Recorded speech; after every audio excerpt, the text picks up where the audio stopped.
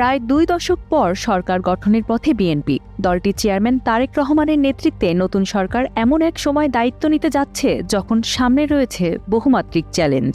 সবচেয়ে বড় পরীক্ষা হবে ভেঙে পড়া আইনশৃঙ্খলা পরিস্থিতি ঠিক করা, প্রশাসনের শৃঙ্খলা আনা এবং মপতন্ত্র ধর্মীয় অস্থিরতা নিয়ন্ত্রণ।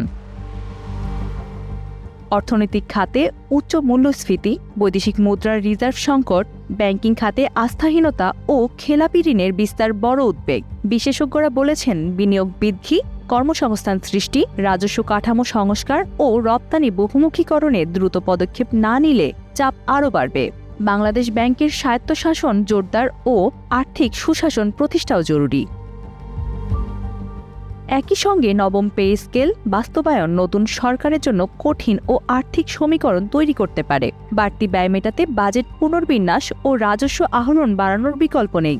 রাজনৈতিকভাবে জুলাই সনদ বাস্তবায়ন, সংসদীয় সমীকরণ সামাল দেওয়া এবং বিরোধী দলের চাপ মোকাবেলা গুরুত্বপূর্ণ হবে। আওয়ামী লীগের রাজনীতি পুনরায় চালুর প্রশ্নে আন্তর্জাতিক কূটনৈতিক চাপও আসতে পারে, এমন আশঙ্কা উড়িয়ে দেওয়া যাচ্ছে না। এছাড়া শিক্ষা, স্বাস্থ্য খাতের সংস্কার, দুর্নীতি ও চাঁদাবাজি দমন, রাষ্ট্রীয় প্রতিষ্ঠানগুলোর পেশাদারিত্ব পুনঃপ্রতিষ্ঠা এবং জলবায়ুজনিত দুর্যোগ মোকাবেলাও বড় এজেন্ডা। বিশ্লেষকদের মতে, ঐতিহাসিক বিজয়কে কার্যকর শাসনে রূপান্তর করাই হবে তারেক রহমানের নেতৃত্বের আসল পরীক্ষা। Sanjida Laboni, Times today.